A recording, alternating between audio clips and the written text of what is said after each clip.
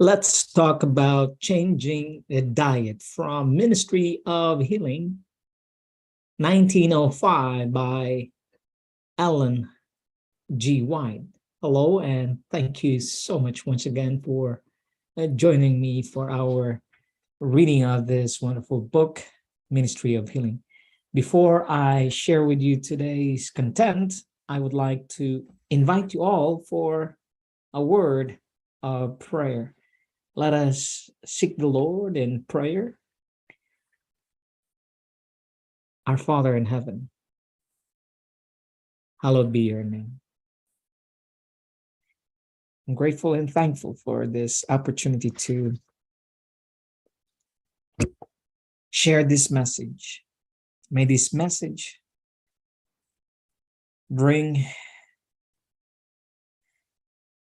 edification only through your Son, Jesus Christ, I pray. Amen. Changing the diet.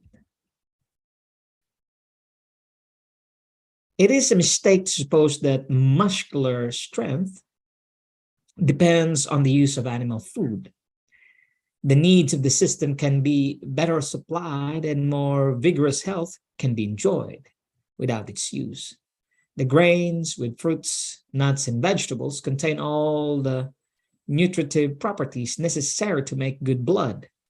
These elements are not so well or so fully supplied by a flesh diet.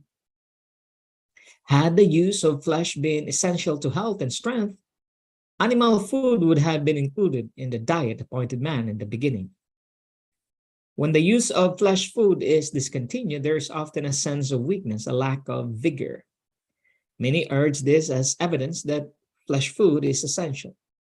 But it is because foods of this class are stimulating, because they fever the blood and excite the nerves, and they are so missed. Some will find it as difficult to leave off flesh eating as it is for the drunkard to give up his drum, but they will be the better for the change. When flesh food is discarded, its place should be supplied with a variety of grains, nuts, vegetables, and fruits, that they will be both nourishing and appetizing. This is especially necessary in the use of those who are weak or who are taxed with continuous labor. In some countries where poverty abounds, flesh is the cheapest food. Under these circumstances, the change will be made with greater difficulty, but it can be effected. We should, however, consider the situation of the people and the power of lifelong habit, and should be careful not to urge even right ideas unduly. None should be urged to make the change abruptly. The place of meat should be supplied with wholesome foods that are inexpensive. In this matter, very much depends on the cook. With care and skill, dishes may be prepared that will be both nutritious and appetizing and will, to a great degree, take the place of flesh food. In all cases, educate the conscience, enlist the will, supply good, wholesome food, and the change will be readily made, and the demand for flesh will soon cease.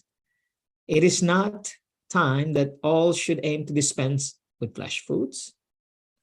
How can those who are seeking to become pure, refined, and holy, that they may have the companionship of heavenly angels, continue to use as food anything that has so harmful an effect on soul and body? How can they take the life of God's creatures, that they may consume the flesh as a luxury? Let them rather return to the wholesome and delicious food given to man in the beginning, and themselves practice and teach their children to practice mercy toward the doomed creatures that God has made and has placed under our dominion.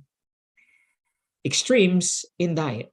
We will read this next time. May God the Father and his only begotten Son, Jesus Christ, continue to bless you and keep you.